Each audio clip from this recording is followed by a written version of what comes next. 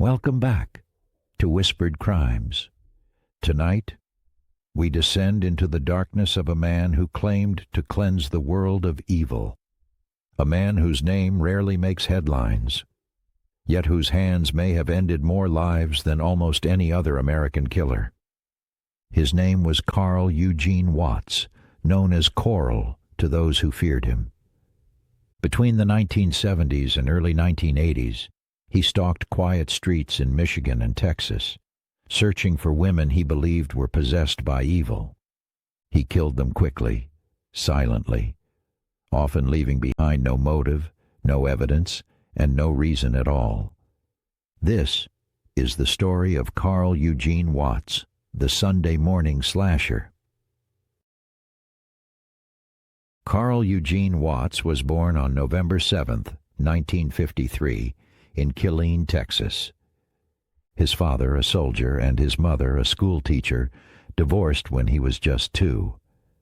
From early childhood, teachers noticed something unsettling. Carl often stared blankly at walls, unable to connect with other children. At age 13, he contracted meningitis, an infection that damaged his brain and may have left him impulsive and detached. He began torturing animals, beating neighborhood cats, smiling as they cried. When asked why, he once said, "They looked at me wrong." His IQ was later tested in the low 70s, below average, but his physical strength and cunning instincts made him unpredictable. In high school, classmates remembered him as quiet, strange, sometimes mumbling about bad women. By the time he turned 16, that resentment had become rage. In the early 1970s, Watts moved to Michigan, first to Ann Arbor, then Detroit. Women in these areas began disappearing, found strangled, drowned, or stabbed. Police believed the attacks were random. There were no signs of robbery or sexual assault. Watts was questioned more than once. He had scratches on his face, inconsistent alibis, but no solid evidence tied him to the crimes. After brief psychiatric evaluation, he was diagnosed with antisocial personality disorder. Doctors warned that he posed an extreme risk to others, but under the system at the time, they could not hold him indefinitely. He was released, and within weeks, another young woman was dead. Between 1974 and 1982, Carl Eugene Watts embarked on one of the most prolific killing sprees in U.S. history. His victims were typically young, white women between 14 and 44. Most were attacked outdoors, on their way home from work, jogging, or stepping out for groceries. He rarely spoke to them. He didn't stalk them for days. He simply saw them, decided they were evil, and struck. Many victims were strangled with rope or electrical cord. Some stabbed repeatedly in the chest or throat. The attacks lasted minutes. Then he vanished into the dark. In Michigan alone, at least 10 women were murdered under his pattern, including Elizabeth Montgomery, Helen Dutcher, and Linda Montero. But with no forensic evidence and no connection between the women, detectives couldn't prove it. Watts remained invisible until he moved south.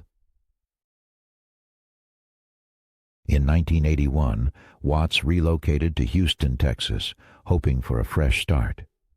But within months, the murders began again. On Sunday mornings, police discovered the bodies of women in alleys and drainage ditches. All had been strangled or drowned.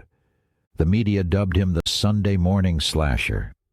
Houston detectives worked tirelessly, linking murders by method and timing, but they needed proof. In May 1982, a young woman named Lori Lister was attacked outside her apartment.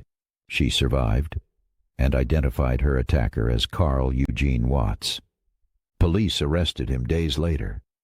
Inside his car, they found gloves, rope, and a knife. But again, no direct murder evidence. Without a confession, he could walk free. Prosecutors in Houston faced an agonizing choice. They knew Watts had killed, but proving even one murder was nearly impossible. So they made a controversial deal, one that would haunt them for decades. In exchange for confessing to 13 murders, Watts would receive immunity from prosecution for those killings. He would serve time only for burglary and attempted murder. During his interviews, Watts calmly described strangling women. He even drew maps to their remains. When asked why he killed, he whispered, "They were evil. I had to destroy them." On September 3, 1982, he was sentenced to 60 years in prison. But the law at the time allowed for parole eligibility after 1/3 of the sentence, meaning he could be free by 2006. A killer of dozens, possibly hundreds, might walk again. As detectives revisited unsolved murders from the 1970s and early 1980s, a horrifying realization emerged. Carl Eugene Watts may have killed as many as 100 women. His known victims stretched from Michigan to Texas, and possibly as far as Canada. Each case shared his method: sudden, motiveless violence. But without forensic evidence, most murders remained unsolved, their families never receiving closure.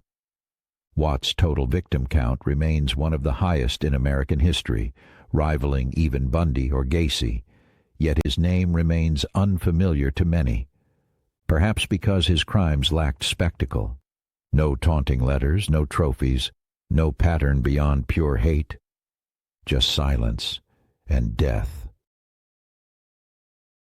By the late 1990s, parole eligibility for Watts became a looming nightmare. Families of victims held vigils and petitioned lawmakers. Investigators in Texas and Michigan launched one last effort to tie him to new murders without the immunity deal.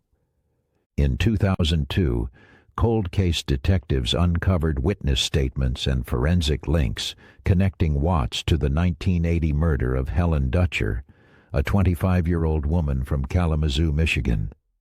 During trial, Watts remained stone-faced, even when confronted with photographs of victims. In 2004, he was convicted of Dutcher's murder and sentenced to life in prison, ensuring he would never be released. For many, it was bittersweet justice, 20 years too late, but justice nonetheless.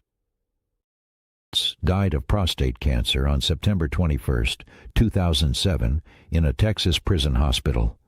He was 53. Even in his final moments, he never expressed remorse.